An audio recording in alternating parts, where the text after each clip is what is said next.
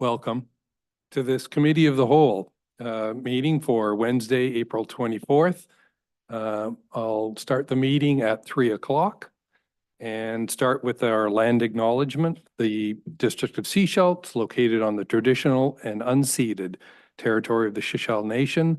We respect the histories, language, and culture of the people of the Sechelt Nation, whose presence continues to enrich this community. So I'll call this meeting to order and see if there is any declaration of conflict. Seeing none, I'll call for an adoption of the agenda. See Councillor Bell, Councillor Inkster, and we will start with item 4.1, proclamation, the 2024 day of mourning for workers killed and injured on the job. Whereas thousands of workers are killed or permanently disabled and hundreds of thousands are injured at the workplace, and whereas April 28th of each year has been chosen by the Canadian Labour Congress as a day of mourning for those victims of workplace accidents and disease, a day to remember the supreme sacrifice they have been forced to make in order to earn a living. It's a day to renew approaches to governments for tougher occupational health and safety standards and more effective compensation. It's a day to rededicate ourselves to the goal of making Canada's workplace safe. Now, therefore, I proclaim April 28th, 2024 as the day of mourning for workers killed and injured on the job. And moving ahead to item 5.1, we'll start off with the 22.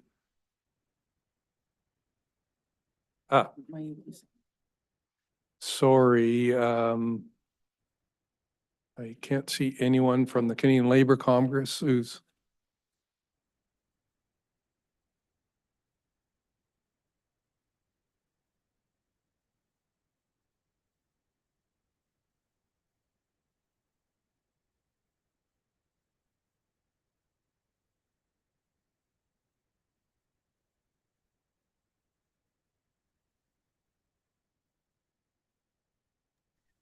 Hello, thank you very much for having us this afternoon.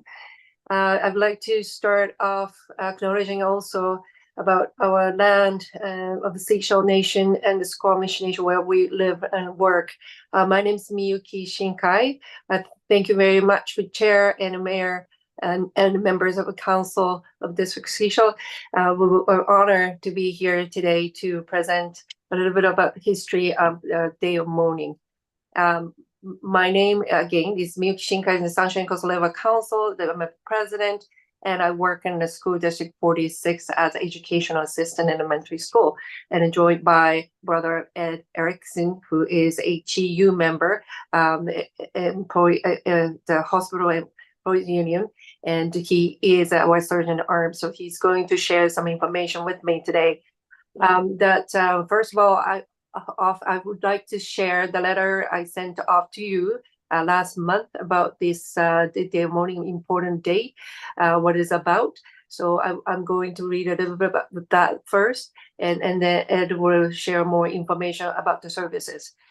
Sunshine Coast Labor Council represents hundreds of affiliated union members on the Sunshine Coast.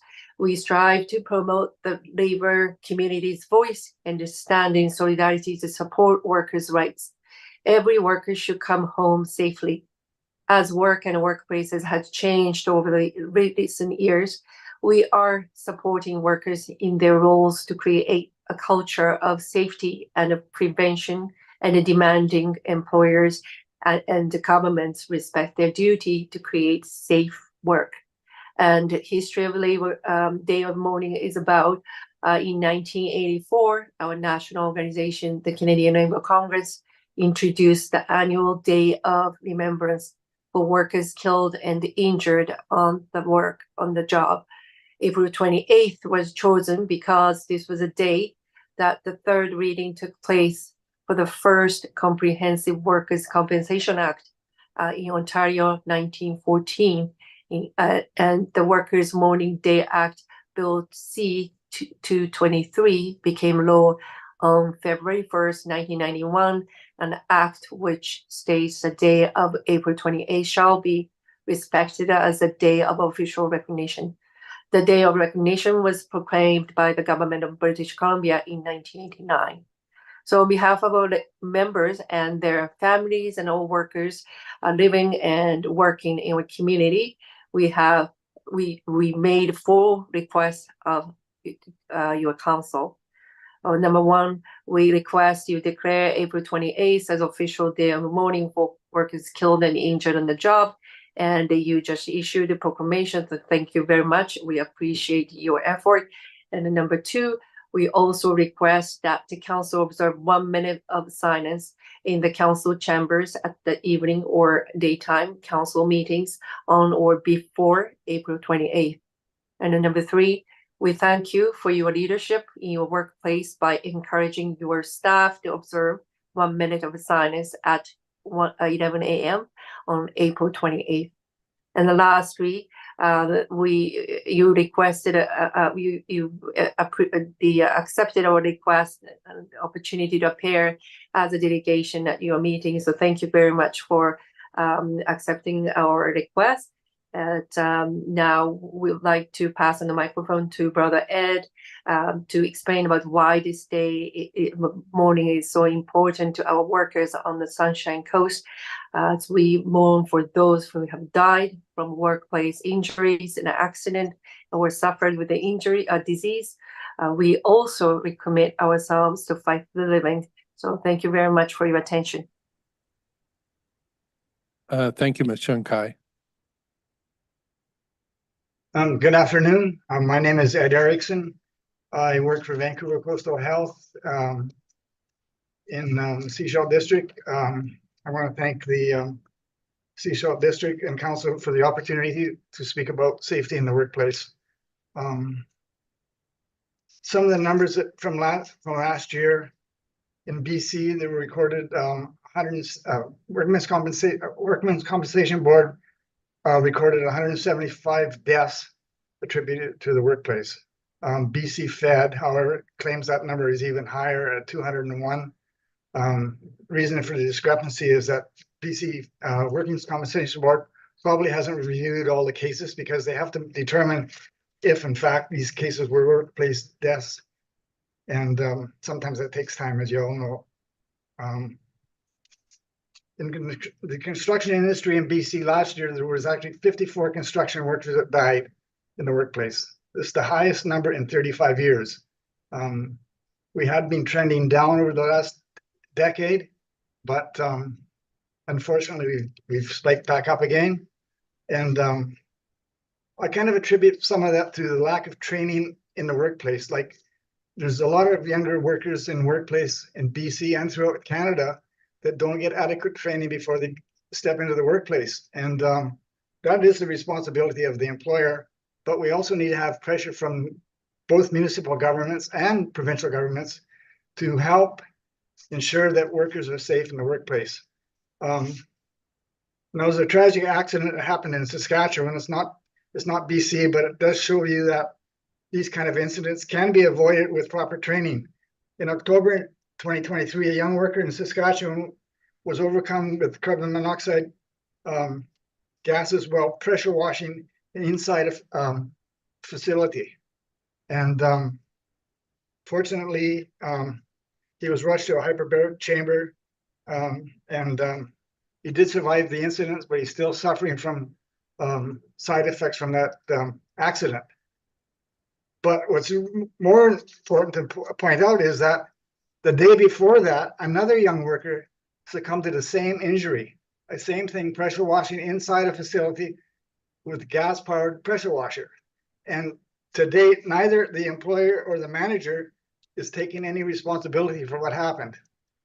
And like I pointed out, this is Saskatchewan, but these same instances have occurred in our province.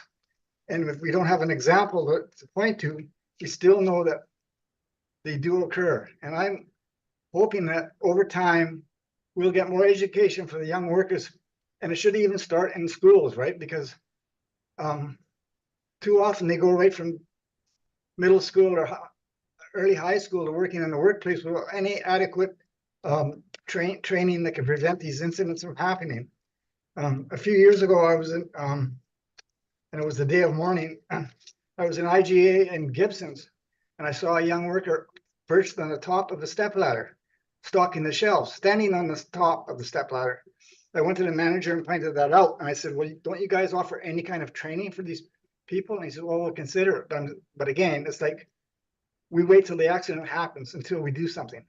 So that is sort of the theme I'm carrying along, is that we have to train young people in the workplace, and it has to be a sort of ingrained, it has to be ingrained in our minds that it's safety first, no matter what. Again, like some of the deaths in BC are attributed to past exposures to asbestos, right? And we all know the dangers of asbestos now, but we're faced with another situation that may become similar to that.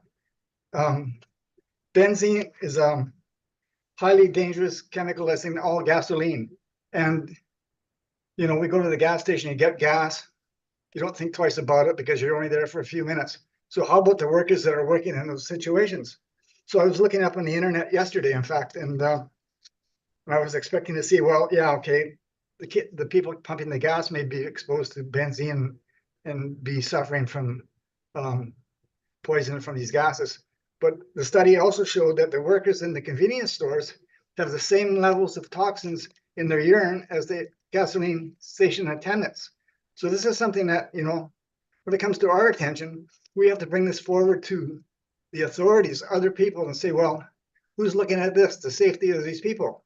Because so often these diseases take a long time to show themselves, right? Like asbestos workers, like maybe 10 to 40 years after they've been exposed to asbestos before they become ill with cancers. And probably it's going to be the same with things like benzene. And we have to, whenever we learn about these things, we have to go forward with it and help inform our own workers and our own population. So thank you very much for allowing us to have this time. And I hope everybody will come out to the ceremony either in Gibson's or in Sechelt on Sunday. Thank you. Thanks very much, Ed, for telling us about some of the issues that are current, and Ms. Shinakai for the background to the proclamation. Thank you. Just to add, 11 a.m. on Sunday, on April 28th, you all are invited to come to Spirit Square at the Markhams Memorial Plaque area to have a 30-minute service. WorkSafe BC officer will be there presenting. And if you live in Gibson's, we'll be at the Dougal Park in Gibson's in front of a proclamation, the Workers Memorial Plaque. So please join us. Thank you very much for your attention. Okay. Thank you. So we'll move on to item 5.1 on the agenda, and it's the 2024-28 Consolidated Financial Plan book, and I'll turn it over to Director Douglas. Thank you, Chair. So today we're introducing the 2024 to 2028 Consolidated Financial Plan book. The 2024 year is based off of our budget discussions to date. Additionally to that, as we go through year end, we have a number of operating projects that were approved for 2023 that are carrying on into 2024. So those have been added to the 2024 5-year plan, as well as capital. So there's a number of capital projects that were budgeted for 2023 and are carrying over into 2024. The schedules reflect that information. So I think we had a question earlier that, you know, we were showing capital of around $9 million earlier in the budget process, and today it's 23 million. And so most of that is carryover. Additionally, we've added, we'd gotten a grant earlier last year for drought mitigation of $5.3 million, and that is now included in the plan. And so from a capital perspective, that would be the only changes in the capital. One of the councillors pointed out some wording that we need to change on a couple of pages, and we'll do that. This document is really a live document. So as we, if there's a few wording changes we need to make, we can make those without a problem. On the operational side, since we were talked budget last, we had 2 grants that were awarded to us. One was the Air Access Grant, which was $24,500, and that's for approach implementation, GIS kind of work. And the other one was a Complete Communities Grant, and that's a planning grant, and that's also an operating project. Additionally, a couple more changes. When we last met, the tax increase was planned for 8.48%, 5.48% for operations and 3% for capital. Since then, we've identified a couple of saving points. The district had $78,000 of savings in 2023 for economic development.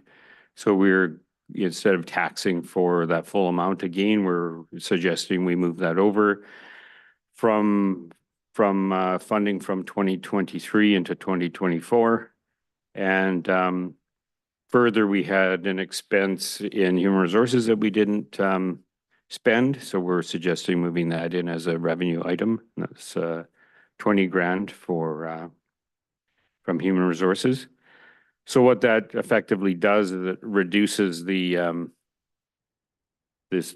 suggested or the tax increase from 8.48% to 7.71%, and that's a 0.769 reduction in the increase. And so that would read out as 4.71 for operations and 3% for capital. Although there may be some other minor adjustments in the budget, there was nothing that, there's not anything that is really significant. One of the items that comes to us late in the process is the 1% utility tax we get from whether it be Shaw or BC Hydro or whatever. So as we get those letters telling us how much we're getting, we update, the budget, couple thousand here, a couple thousand there type of thing. Okay. On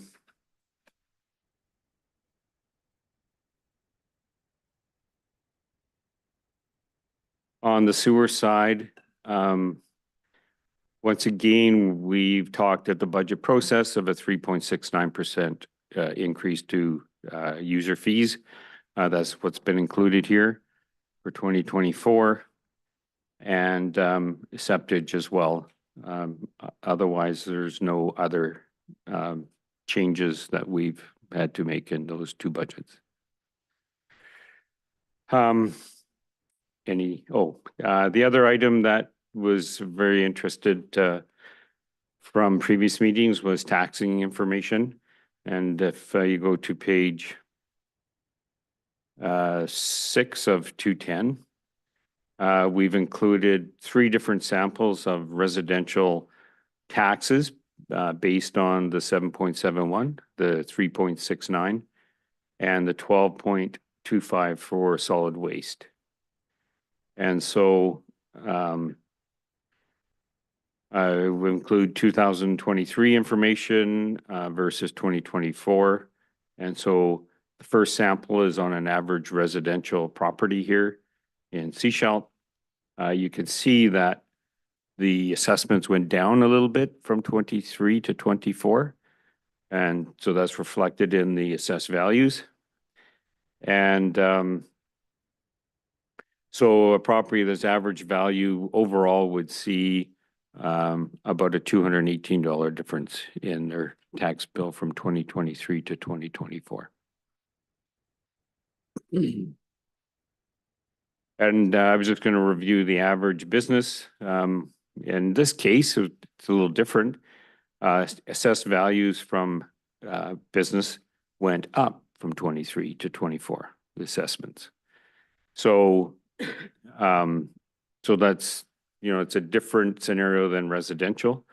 And so for an average business,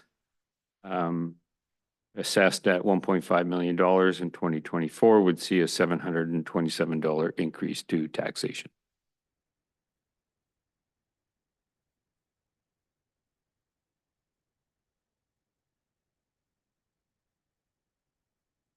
Are there questions of council? First of all, I wonder if anyone wants to make a recommendation before to kick off the discussion. Okay, we've got a recommendation. Any seconders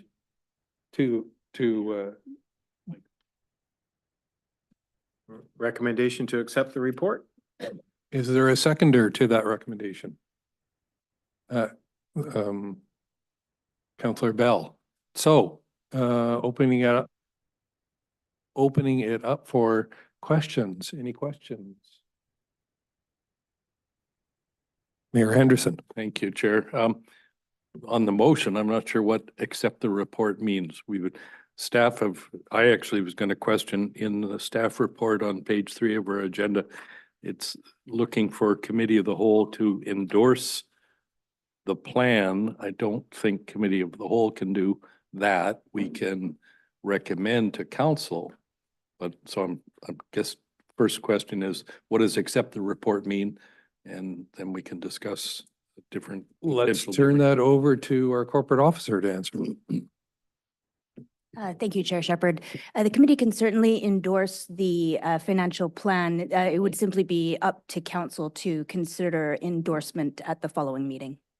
So, yes, all right. So the recommendation is to endorse. Well, I don't know. We've got a different motion on the floor. Back to Councillor Inkster. Are you willing to endorse the report? And Councillor Bell, that's clear? Okay, we're back to any questions on the report? Sorry. Sorry.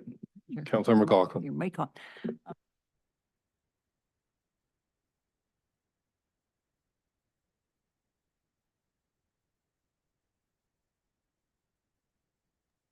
Can't hear Councillor McLaughlin.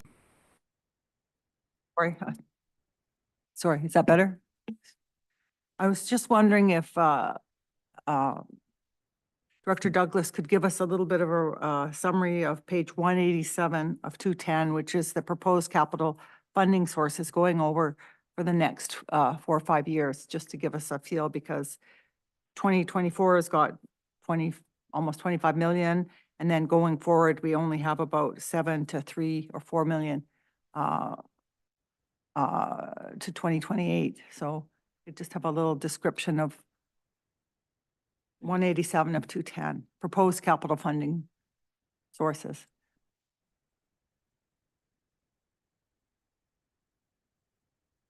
I know it's a big report.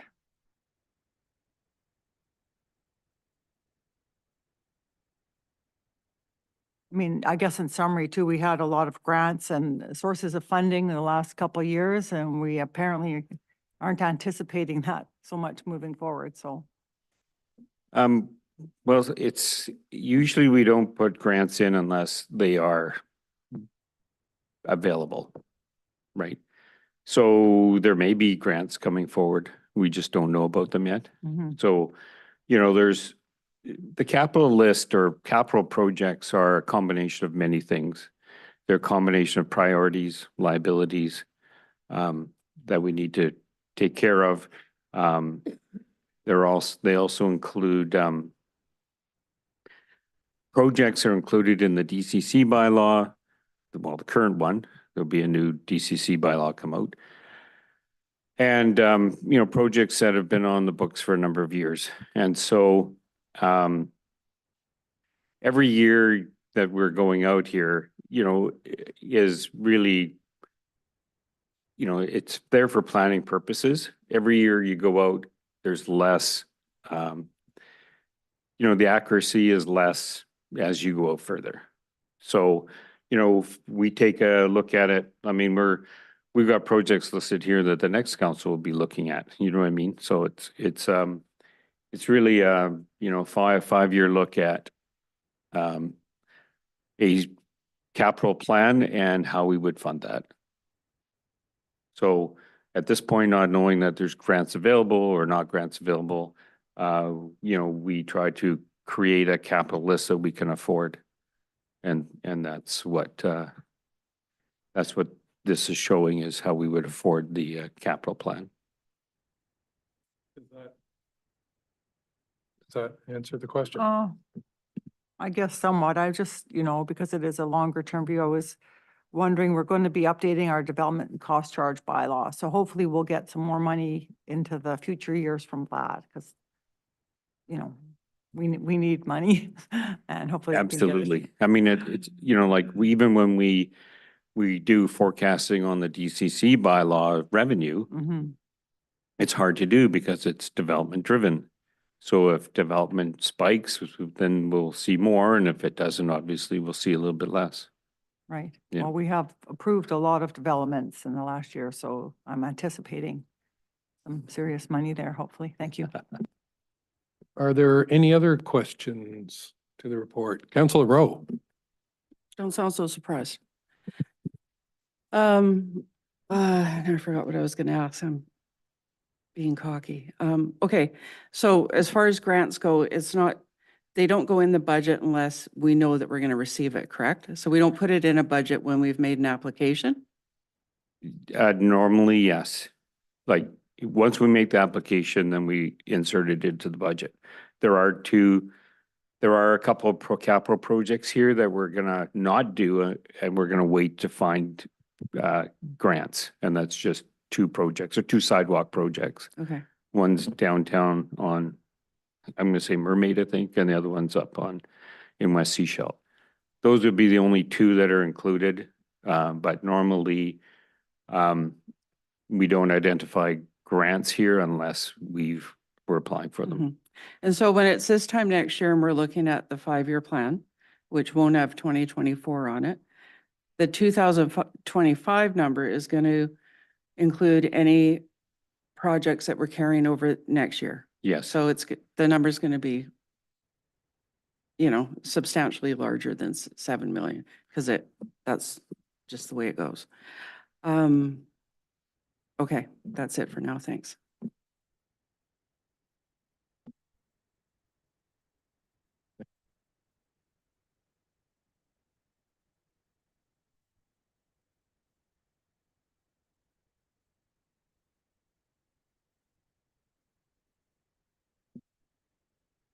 no, if we have a council motion to apply for a grant, then we include it. And so sometimes we don't know if we get it, but council's endorsed us applying for a grant. There's a chance we'll get it. There's a chance we won't. If we don't get it, then the capital project doesn't go forward, obviously. But it's really an application. Okay, so we put them both in at that point.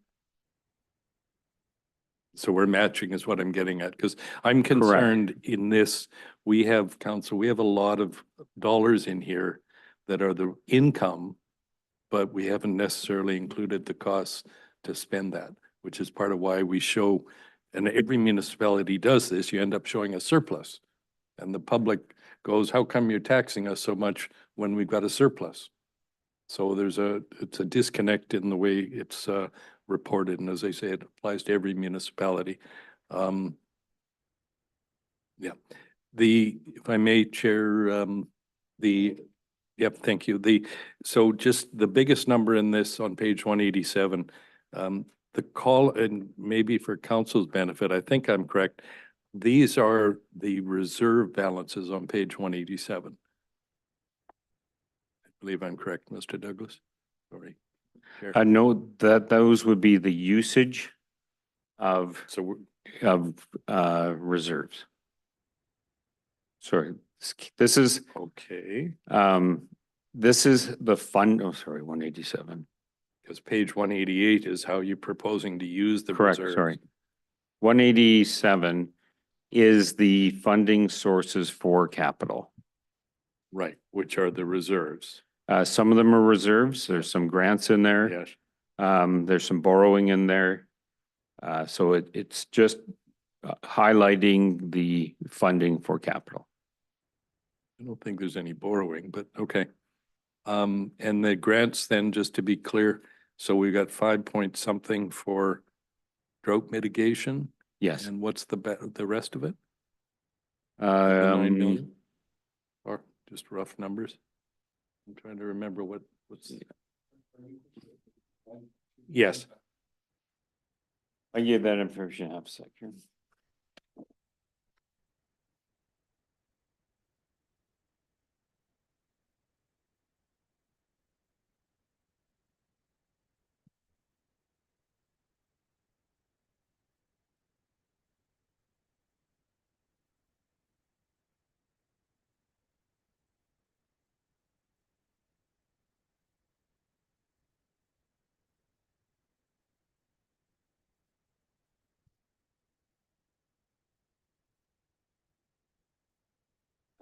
Oh, daycare grant is a big chunk of that. about 3.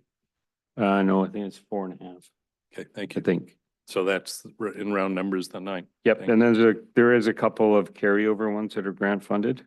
Mm. And I'm just trying to locate those for you, No, well, but that covers broad most of strokes, it. that suits, fine with me, thank you, yeah. Counselor Inkster. Thank you, Chair. The listed monies that was just referenced on page 187. And the large amount that was mentioned, the grants contributions 92,90,766. Is that all, is much of this money invested?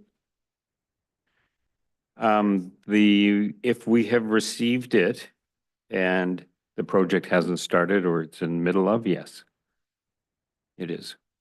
Okay, so do we know how much is invested then? Do you know? Is it on? Our total investments? Yeah, Off the top of my head, I would just Okay. be taking a stab, but Okay. it's 37? It's close to 37 million, that's invested correct? that we draw 3 to 5% on. They're probably 4.7 to 5.1, 5.25. So that's Significant. significant. Mhm. Yeah. That'll So certainly let's say yeah. something like the $5.3 million Yes. grant that we have. Yes, The interest follows that. So if that's sitting in a reserve, which it would be in its, on our books, it's in a reserve or deferred revenue. The 5.3 million. So the interest would go with that. which is approximately $300,000. Sure. Yeah, Have to, yeah. annually, of course. Okay. But if it stays in there for a year, it's 300,000 plus an additional months. Right. 1/3 of a year, 4 months, that's Yeah. 100,000, almost $100,000. Is So that, these projects are starting, so, Mhm. And so see, we don't usually get all the grant money up front. Yeah. There's just maybe 2 or 3 that we've had lately that they've come up Yeah. front. Normally sometimes we'll get, let's say 50% and then the remainder upon our submission of whatever. Yeah. Documentation, and then other grants, we get nothing, and then we only get them as draws. Yeah, as we indicate what we spent. Correct. Okay, but there's some money there that we're drawing a substantial amount of investment income on. Yes. Okay. Would love to know that, Chair, when that in some form of statement soon. Thanks. all right, thank you. I have a question myself, actually, on the drought mitigation grants. It's the first I've heard of it. What What can the district use that money towards?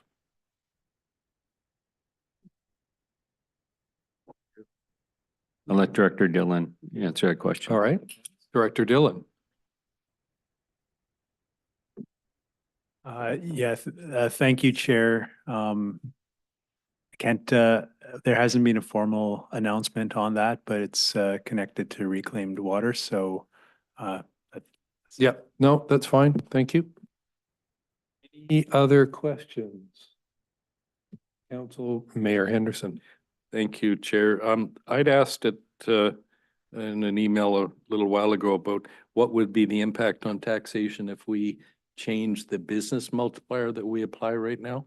I'm wondering if we could have an answer to that, right now I believe it's 3 times or roughly 3 times the residential taxes. So my question was, if we were to reduce the multiplier, how much would that increase our residential taxes? Director Douglas. Okay, on page 206 of 210, we've included information on what the class multiple will be for 2024. For business, it would be 2.46 times residential. If you were to reduce the business multiple, there would be a tax shift to either all classes or to residential. So it depends obviously on how much you would consider reducing the class multiple there, as to what that shift would look like. Right. Which is my question. What would it look like? What would be the multiple you're looking for? Okay, I'll go for 1 to 1 and 2 to 1. Okay. So maybe between now and when this comes back to council, you could give us that, Right. that information. All right, well, I'll leave that with Director Douglas to respond by email. Are there any other questions on 5.1?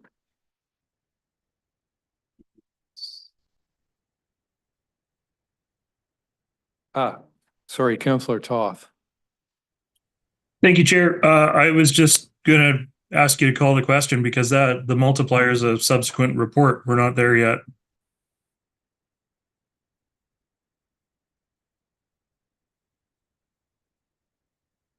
Any other questions Yes. on this? Then I will call the Yes, question. I have more Mayor Henderson.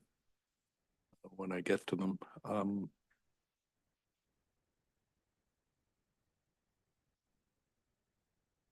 Wonder, forgive me, there's a lot of pages to work through, but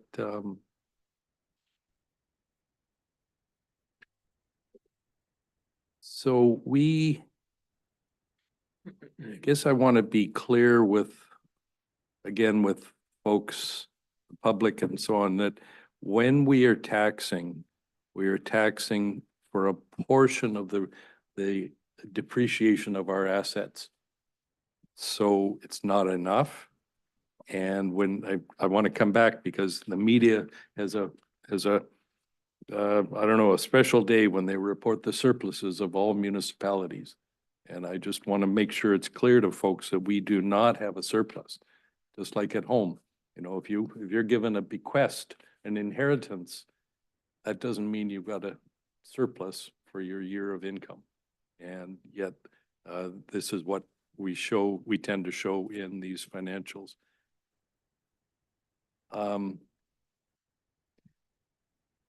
Yeah. And, does anybody else chair while I'm writing my way through my computer? I don't think there are any other questions. Okay. We have the column in here that's referred to as 2023 actual amounts. So the left-hand column of all the details. Sorry, what page are you? Well, almost any of them, but we could go with page 37. So page 37, we're showing 2023 actual amounts, and then beside that, the adopted budget in 2024 and so on. Mhm. My question is, the 2023 actual amounts, are they the year-end numbers?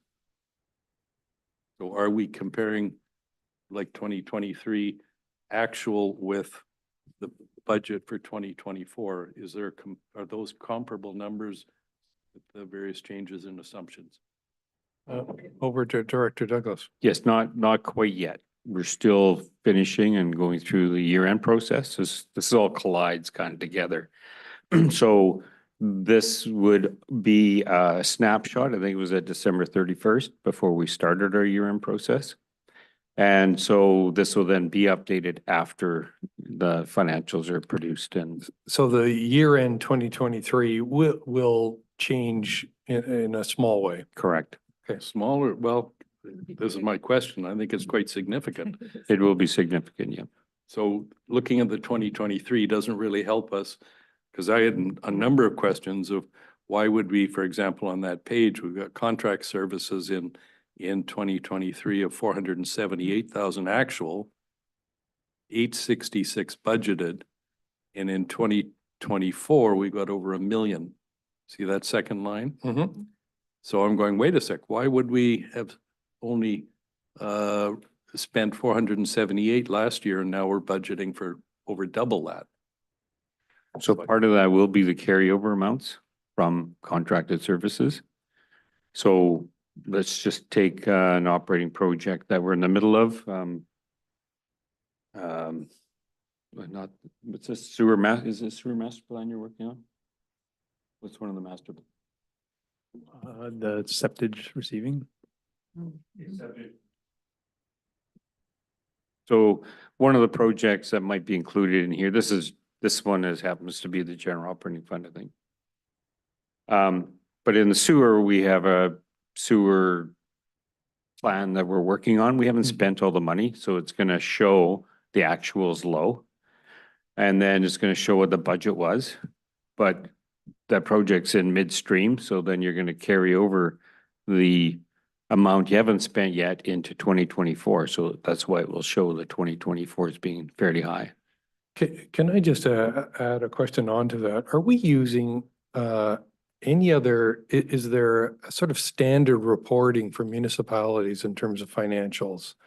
I mean, I'm assuming we're using a standard that every other municipality is. Is that correct? All right. So Yes. we're, Internally much. or for the audit, I agree with, but the audit financials, but For the audit and, you know, the challenge is that the budget or the 5-year financial plan should read close to your financials so that you can read across and be able to see common threads, right? Years ago, the budget document looked completely different than your year-end document. And so, you know, we were all challenged to make them more readable, but to each other. And so the commonality between municipalities is we try and lay up our budgets so that they look similar to the year-end documentation. okay, thanks. Mayor Henderson, did that answer your question about? well, not really, Chair, because if we go to line 3 on that page 37, a reminder, these are operating costs with the exception of some unique projects, perhaps within operating. So professional development and dues in 2023 is 150,000, and we're now saying it's going to be 277,000 in 2024. Those are just recurring costs, as far as I can tell. So I'm trying to understand the assumptions that have gone into why it would be even higher than it was budgeted, and we didn't spend as much in 2023 as we budgeted. Director Douglas. So that's year-end information. I can't give you that answer right now. We're budgeting, you know, to more and more conferences that we're virtual or becoming now more in person. So that's a cost that is elevating over the last 2 years, right? And so that may answer part of your question, but why did we spend 151? I haven't done that analysis at this point.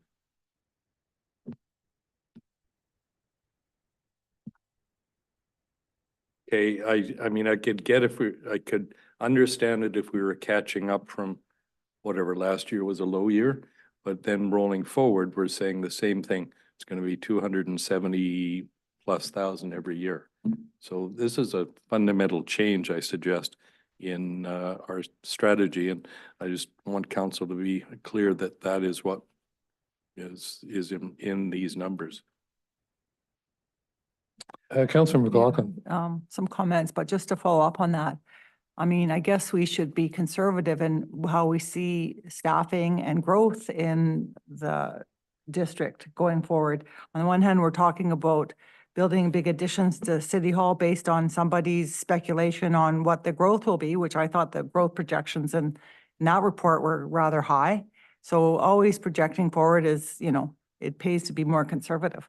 And so on the one hand, we're optimistic on how big the bureaucracy will be. On the other hand, we don't like the numbers when we see the operating budget. So I think we have to be more conservative that way, perhaps. In terms of the budget, I mean, I made the case, I would like to see the carryover projects. I don't know how many of them are carrying over still. We had about 13 million in September, and then I think going forward. So I'm not really sure where that sits now, and that's built into this budget again.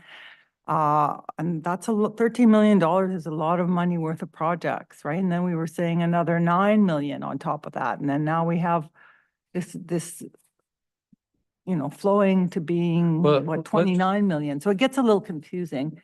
But all in all, I mean, I think having too many projects on the go, I know we got a lot of grants and it looks like we have a lot of grant money to spend this year, but again, I'm more conservative in terms of spending that money and sticking very more closely to the new strategic plan. Projects that were planned before this council don't really match the current strategic plan. And yet we're saying they are in alignment, but I mean, I guess generally you can say that to be true, but more specifically, I'd like to be more concise in the projects we have more detail and be more conservative moving forward but I mean, on the other hand, we have to get on with business here and, you know, do what has to be done. But I think moving forward, I hope we can be scrutinize projects a bit more and come together with more detailed ideas as a council group to steer things in a more specific direction. Thank you.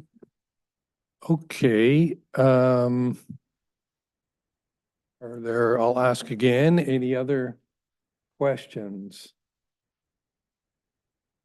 He said looking to Mayor Henderson. Councillor Toth.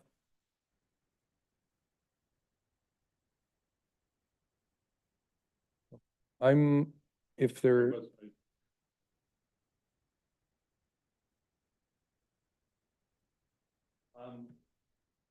Chair, I've got a number of questions, but I think perhaps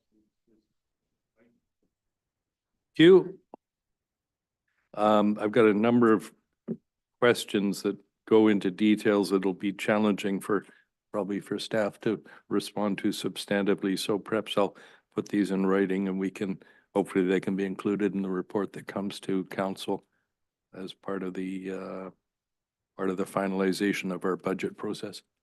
Great, that's a great idea. Then I will call. With one more request.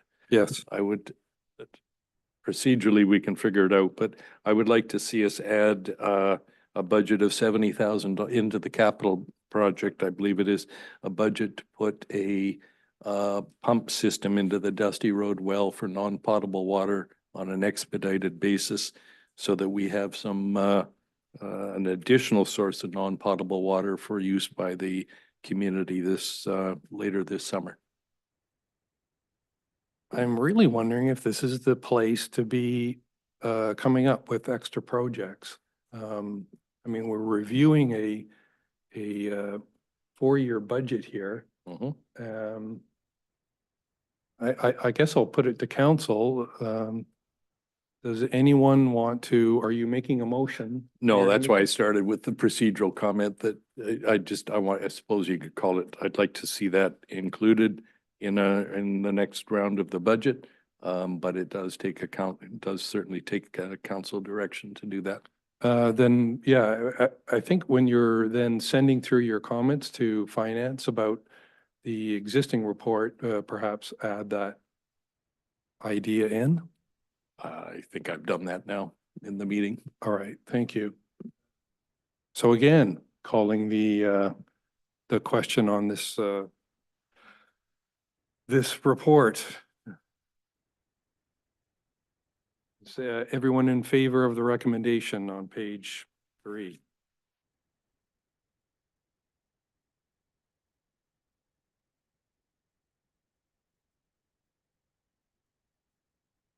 All in favor? All opposed? Mayor Henderson, you haven't voted. I'll support it. For Sorry, endorsement. Councillor Toth, did you? I'm in favor. Thank you, Chair. Thank you.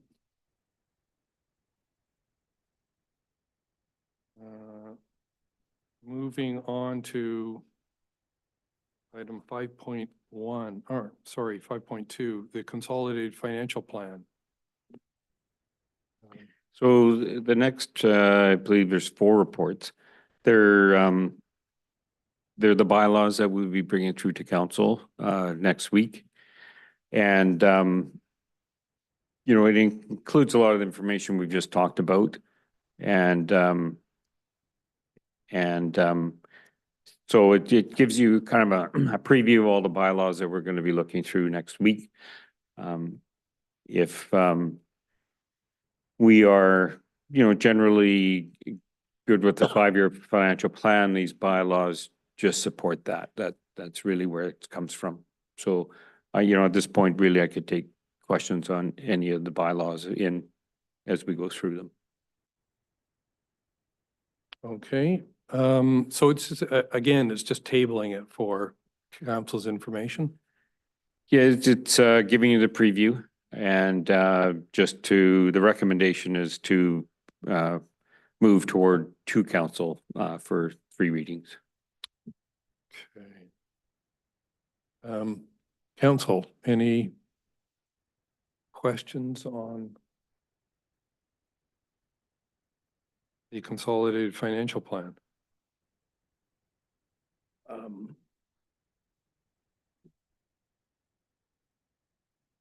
Sorry, Chair. You can call me out of order. I think it's back to page 90, which I think we've already voted on. Am I in the right? We've moved on from that. Yeah. We have, but now's the time, please. No, I knew there was one I wanted to ask, so with your indulgence, page 90 references the capital reserve contribution and reflects $380,000. This is the 3%. Well, except the 3% is somewhere else in the document. Every other year has been 1.6 million, 1.7 million. Yes, this just speaks to the new dollars in this sheet. So overall, the transfer is close to 2 million. I don't have the number top of head, but I think it's just over $2 million now that we transferred to the reserve. Right, but this is where need a bigger screen. Because this year alone, this is the only year that shows 386,000. The other years show million, 1 point something million. So last year, 2025, 2026 are all showing the 1.x million. Yeah, as a cumulative value, right? Stand to be corrected, but I didn't see it that way. But I can't find that page right now. Okay, so in the 5-year financial plan, we show it as a cumulative value, but in this sheet, we just talk about like what the 1 year is looking at. Right. And actually, I'm glad we stopped here because I should be pushing this out 5 years. So I'll make that correction for the bylaw, or, well, not, it isn't in the bylaw, but for the documentation. All right, thank you. So are we on, because I'm getting confused, page 178? All right, so is anyone willing to make a recommendation? On page 78, Councillor Bell, any seconders? Councillor Rowe. And I'll call the vote. Oh, question from Mayor Henderson. The back on 172, which I think still is. Can staff explain the assumptions, please, that go into extending over the 5 years?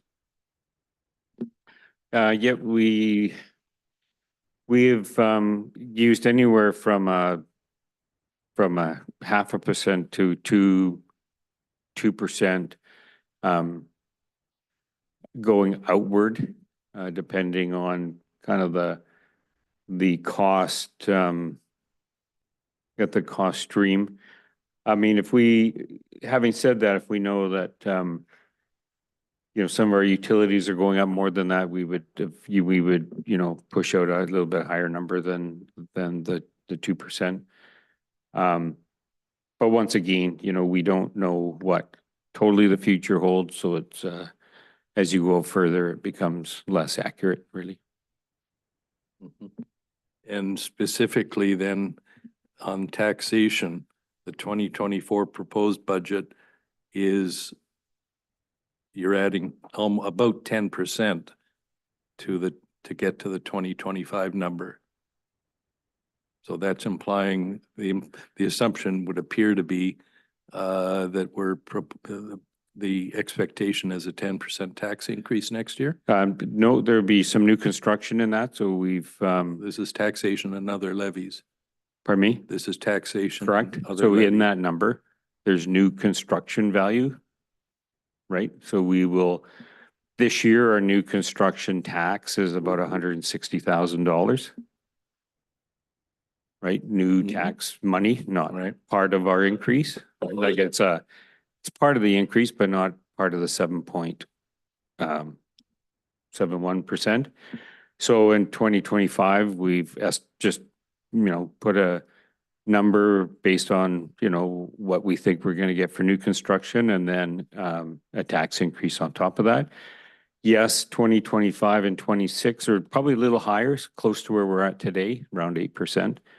But in 27 and 28, the trend we're showing here is it falls down a little bit more like 5.5%,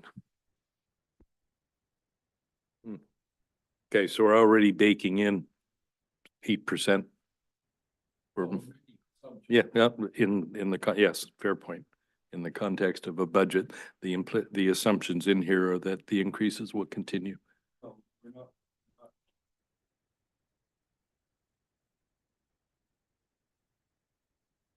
We have to make some kind of assumption. So it's not locked in stone. It's obviously that's got to be voted on later on in the year.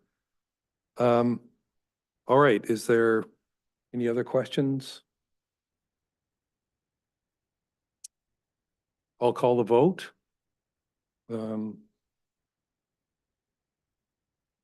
This is on the recommendation to council that the 2024-28 Consolidated Financial Plan bylaw number 621, 2024 be read a first, second, and third time. All in favor? All opposed?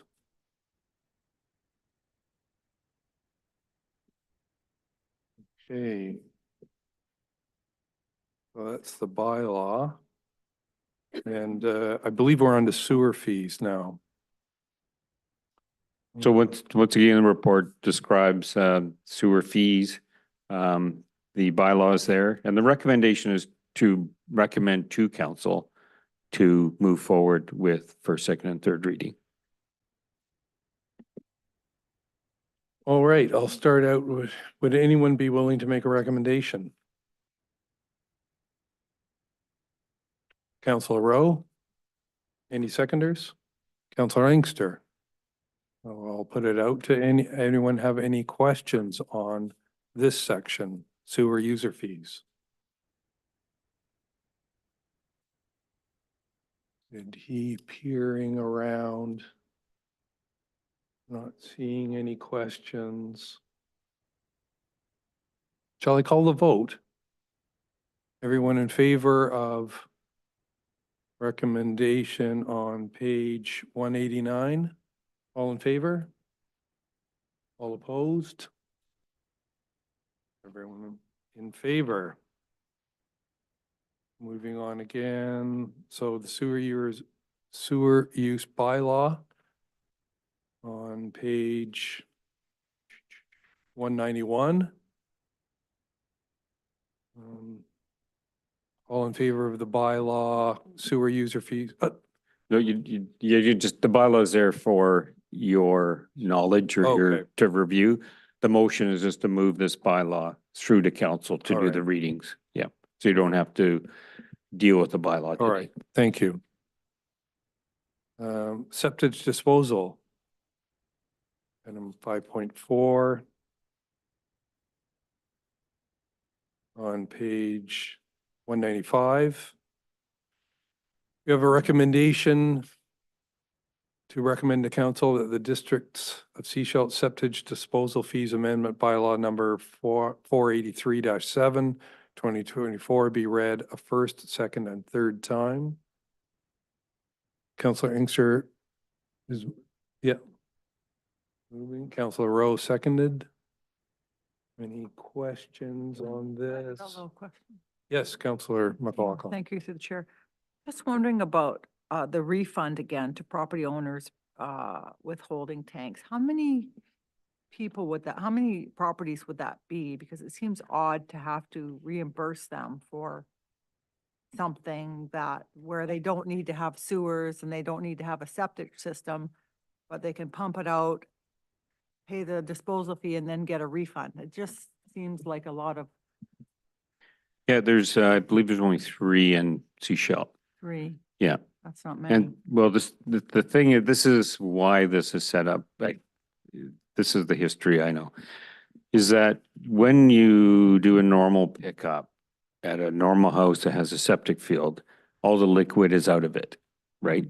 So all you're treating is the solids. Mhm, Where with a holding tank, it's everything. mhm. And so so treating liquid is a lot less, in whatever you call it, to the solids. So that's why there's a refund built in. So that, they're it's kind of making it almost leveling the playing field from a treatment cost perspective. That's just the history I know. So we're saying that all these costs pay for using our sewage treatment plant to treat all this. Correct. It's enough to cover that Correct. with even in taking into account the refund. Correct. It's a messy subject, but I would like to see the math on that. Because, for 3 households, seems like a lot of rigmarole when they've obviously made a choice to go that route. I'm not sure it's, viable, really. I don't even know why we do it, honestly. I think maybe it would be helpful to sit down with either a head of engineering or finance to understand that in greater detail. It's a good question, though. Well, it's all kind of theoretical for us sitting here, but, yeah, I think it is something unusual that we should really think about, but here we are. I guess traditionally this is what we've been doing, but I don't know how many years this has been going on.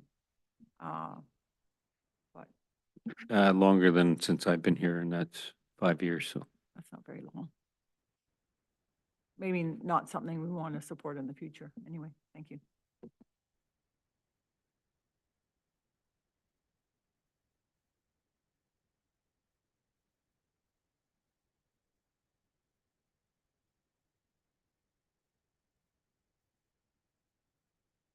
Moving on to septic Can disposal. I just say something? I just want to point out that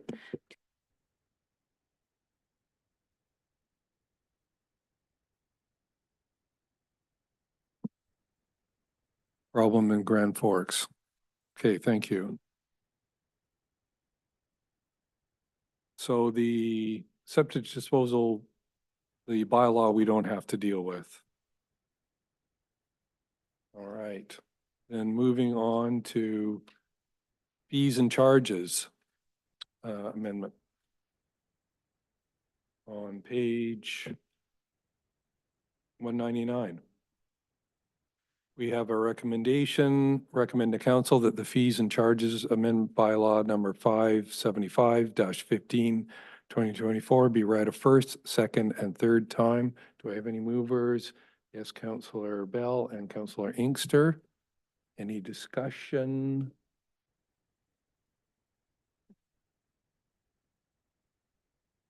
Any discussion? I see no discussion, so I'll call the vote. All in favor? Any opposed? None opposed? That's carried.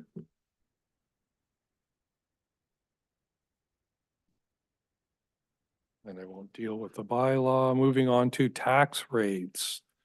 On page 205. A recommend to council that the district of 2024 tax rates bylaw number 622-2024 be read a first, second, and third time. Do I have a movers of that recommendation? Councillor Inkster, Councillor McLaughlin. Discussion.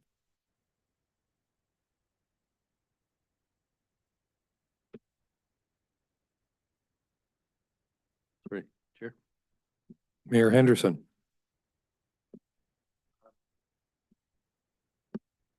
He keeps hitting the kill button. Just in support of staff's effort to reduce the tax increase, I think I'm right on page 205, the summary in the March meeting. Did we not endorse an increase of 8 something? And now you've reduced it? So the report here saying at March 13th, they endorsed a property tax increase of, should be 8 something rather You're than right. 7.71. We'll correct the report for council. Just recognizing the work. Thank you. Good pickup. Thank you. So should we move this as amended or with the existing? All right, I will call the question then. Everyone in favor? Any opposed? None opposed, carried. And the bylaw we don't have to deal with. So that brings us to the end of the agenda. And I will call for a adjournment of the meeting. All in favor? Carried.